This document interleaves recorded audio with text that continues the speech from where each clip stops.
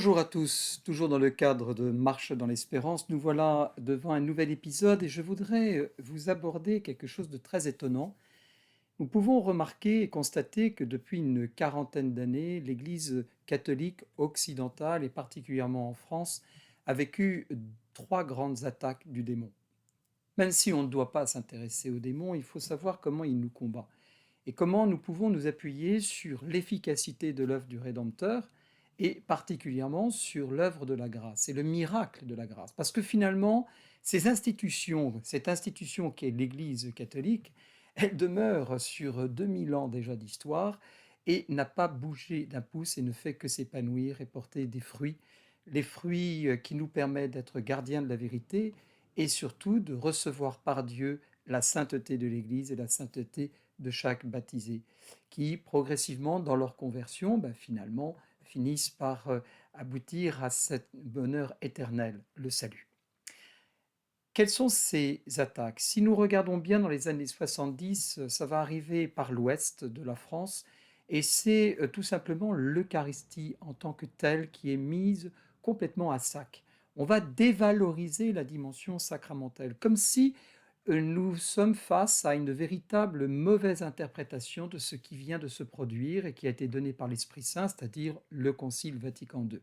Cette mauvaise interprétation de ce Concile Vatican II se réduit à la chose de la manière suivante. Il y a les gens qui sont contre le Concile Vatican II, il y en a qui sont pour, et il y en a qui le lisent. Et quand on le lit, on comprend qu'il s'agit bien de l'œuvre de l'Esprit Saint au cœur de notre Église catholique. Cependant, en France, l'Eucharistie va être véritablement mise à sac, comme je vous le dis. La dévalorisation totale de l'Eucharistie, du fondement même de notre foi, c'est-à-dire recevoir l'offrande totale de Jésus, source de notre salut, nourriture céleste, nourriture qui nous amène et qui nous apporte la vie éternelle. Et cela va être mis en parallèle et détourné. Jésus n'est plus Eucharistie, mais c'est un ami dont on partage sa pensée humaniste. Et ça va être une véritable catastrophe parce que ça va produire deux très mauvaises réactions. La première, un progressisme complètement ambiant qui va rentrer dans de la démagogie. Jésus est mon copain. Et on va perdre la dimension de la miséricorde de Dieu par conséquent. C'est-à-dire qu'on s'aime, voilà tout. On n'a pas forcément besoin de laver son linge sale.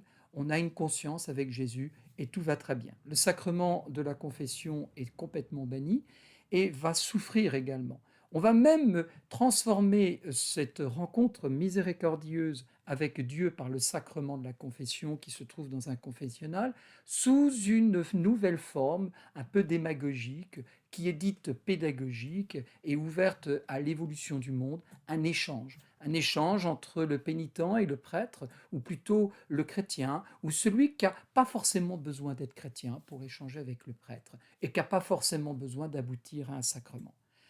Et puis finalement, ce sacrement va se retrouver globalisé.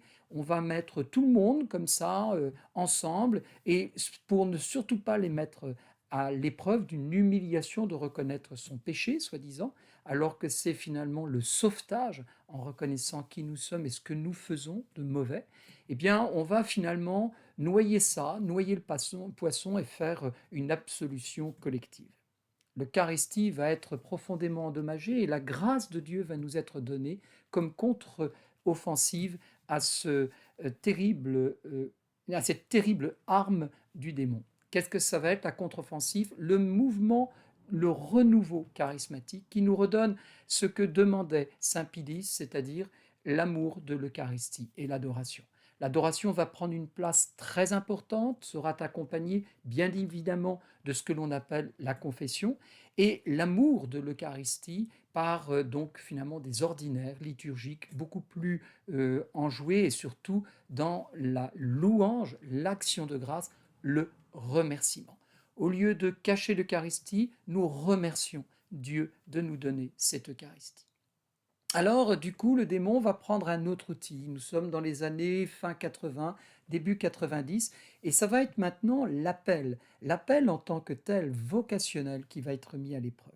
C'est très intéressant de voir que cette atteinte va être profonde et elle apporte encore aujourd'hui ses désastreux fruits.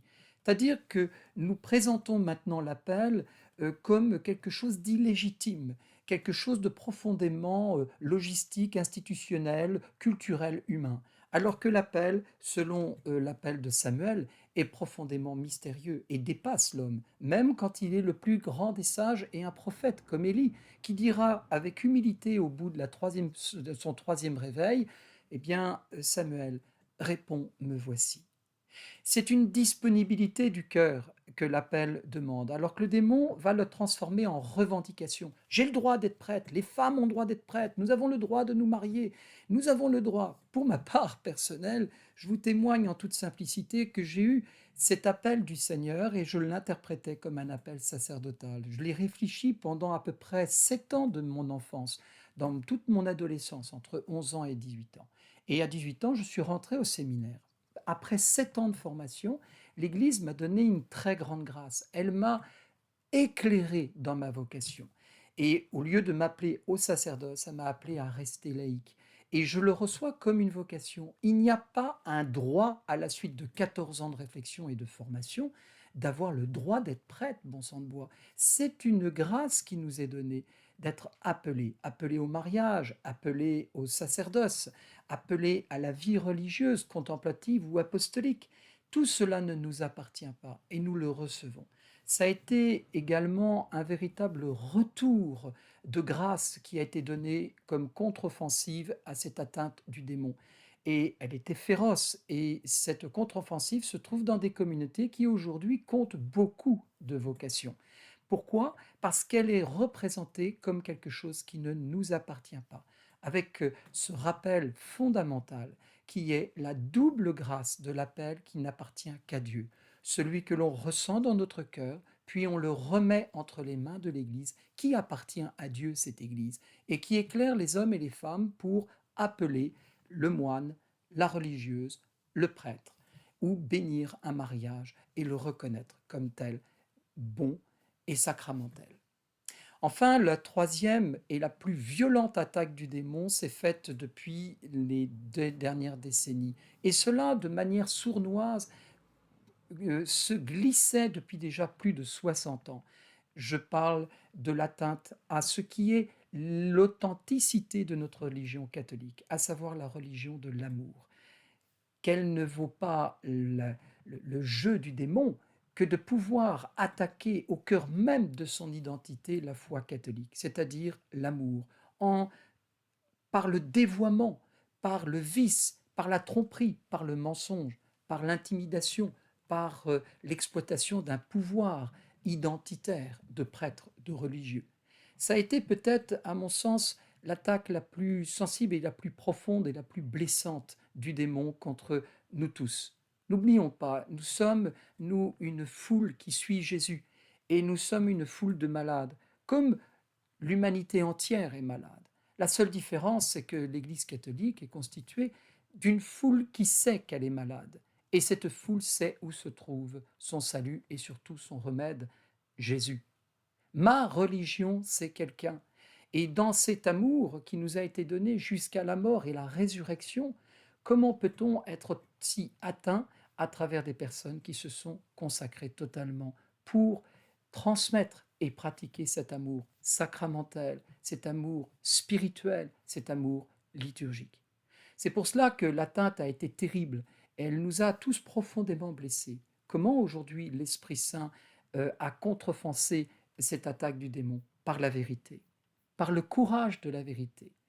Au-delà de toute autre institution comme sportive ou enseignement, ou même politique, qui cache encore des coupables de la pédophilie. L'Église catholique n'a pas hésité à laisser la lumière de Dieu éclairer les endroits les plus sombres, de façon à ce que l'amour, une fois encore, soit victorieux. Alors, même si le démon ne cesse de nous attaquer, nous pouvons constater que la force de l'Église catholique et surtout la force de notre foi ne dépend que de Dieu et de ce Dieu qui défend même cette authenticité et cette vérité qui est source de notre salut. Alors, gardons espérance, marchons dans l'espérance, car malgré les tourmentes et les tempêtes, Jésus est bien toujours sur l'eau et elle marche. Et même si parfois, comme Pierre, nous commençons à douter, nous commençons à craindre, nous commençons à avoir peur et nous nous enfonçons, écoutons Dieu nous dire, ne crains pas, ne crains pas, je suis là, je suis parmi vous et je vois votre foi. Alors, haut les cœurs, et soyons rassurés, même si les attaques sont terribles, Dieu est déjà vainqueur.